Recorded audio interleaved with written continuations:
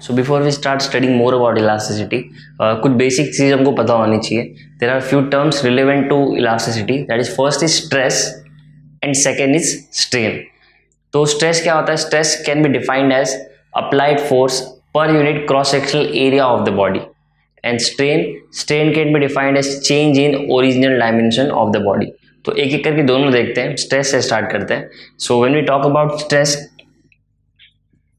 जैसे कि हमने डिफाइन किया थोड़ी देर पहले, it is applied force upon area. Applied force upon area. Now it depends कि एरिया कितना है, उसके हिसाब से आपका अप्लाइड फोर्स चेंज होगा. So this can be written as force upon area. So if you have a look, ये आपको फॉर्मूला आपको थोड़ा देखा हुआ लगना चाहिए, और कौन सी चीज़ है या फिर कौन सा यूनिट है या कौन सी क्वांटिटी है जिसका फॉर्मूला स्ट्रेस से मिलता है. Can you guess? अगर आप ध्यान से देखो तो आपको समझेगा प्रेशर का भी फॉर्मूला सेम होता है ना. Pressure is also force upon area, and we are telling that stress is also force upon area. So stress और प्रेशर ऑलमोस्ट एक ही हो गया. क्योंकि स्ट्रेस क्या होता है? स्ट्रेस ये होता है कि आपका फोर्स जो किसी चीज़ पे गिर रहा है, किसी ऑब्जेक्ट पे गिर रहा है, वो कितने एरिया में डिस्ट्रीब्यूट हो रहा है. अगर आपका फोर्स बहुत ज़्यादा कॉन्सेंट्रेटेड है तो उस जगह पे स्ट्रेस बहुत ज़्यादा डेवलप होगा, या फिर प्रेशर बहुत ज़्यादा फील होगा वहाँ पर. और अगर आपका जो फोर्स लग रहा है वो थोड़ा डिस्ट्रीब्यूटेड है. फॉर एग्जाम्पल, अगर आपको पता रहेगा तो कुछ मैजिशियंस होते हैं, वो क्या करते हैं, नेल्स की पूरी बेड होती है, बेड के ऊपर लेट जाते हैं. तो ये भी सेम लॉजिक है. नेल की वजह से प्रेशर तो क्रिएट होगा उसकी बॉडी पे, बट नेल्स इतनी सारी है कि उसका बॉडी का वेट इवनली सभी नेल्स के ऊपर डिस्ट्रीब्यूट हो जाता है. अब उसको बोल के देखो कि वो सेम मैजिक एक नेल के साथ करके दिखाए, वो उसके बैठती नेल सीधा गायब हो जाएगा, सीधा अंदर चले जाएगा. रीज़न इज कि उस पर्टिकुलर पॉइंट पे इतना ज़्यादा फोर्स आएगा, वो फोर्स की वजह से इतना ज़्यादा प्रेशर क्रिएट होगा, उसका पूरा मास उस पर लगेगा, तो प्रेशर की वजह से वो नेल सीधा अंदर पेनिट्रेट करना स्टार्ट कर देगा. सो स्ट्रेस भी मेरा वही है, फोर्स अपॉन एरिया. ये आपके कितना एरिया और उस पर कितना फोर्स लग रहा है, ओके, कैसे डिस्ट्रीब्यूट हो रहा है. फॉर एग्जाम्पल, एक एग्जाम्पल लेट से मेरे पास एक ग्राउंड है, राइट. इस ग्राउंड को मुझे फिल करना है, ठीक है. लेट से इस ग्राउंड को मुझे फिल करना है सॉइल से, और मैंने ये ग्राउंड फिल करने के लिए कुछ छोटे ट्रक्स मंगाए जो बार बार आके इसको फिल करते जा रहे हैं. ये लोडेड ट्रक्स धीरे धीरे यहाँ पे खाली होते जा रहे हैं. सो लेट से मुझे कोई रफ आइडिया नहीं था कि टोटल कितना सॉइल यहाँ पे लगना चाहिए ग्राउंड को फिल करने के लिए. सो मैं रैंडमली ट्रक बुलाते क्या, उसको अनलोड करवाते क्या.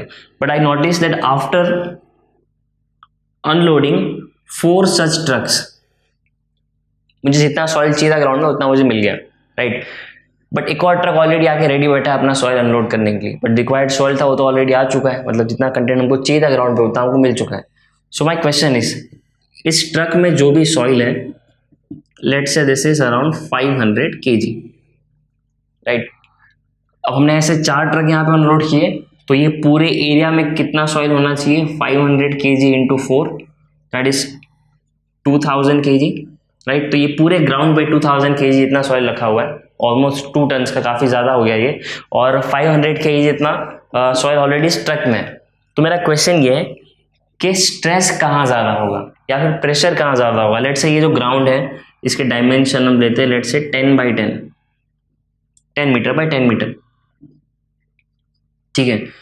और या मेरे ग्राउंड पे ज़्यादा होगा या फिर इसके टायर पे होगा. देखो 6 टायर्स मैंने बनाए यहाँ पे ऑलरेडी, दूसरी साइड और 6 टायर्स रहेंगे. अगर मैं मान के चलूँ, so based on this, let say ये एक टायर मेरा ऑक्यूपाई कर रहा है 0.5 मीटर स्क्वायर का एरिया, राइट.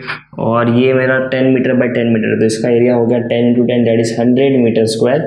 और इसका अगर मैंने एक टायर का मान के चलूँ 0.5 मीटर स्क्वायर का एरिया उसका कॉन्टैक्ट में सरफेस के साथ, ऐसे टोटल 6 टायर है, 3 हमको दिख रहे हैं, 3 पीछे की साइड और होंगे. सो ये पूरा हो जाएगा मेरा 3 मीटर स्क्वायर. सो मेरे पास डाटा क्या है? मेरे पास डाटा ये है कि A1 पहले केस में, और इस केस में मुझे मिल गया, लेट से इसको फोर्स लेते हैं यहाँ पर, इसको भी फोर्स लेते हैं यहाँ पर, F1 और F2.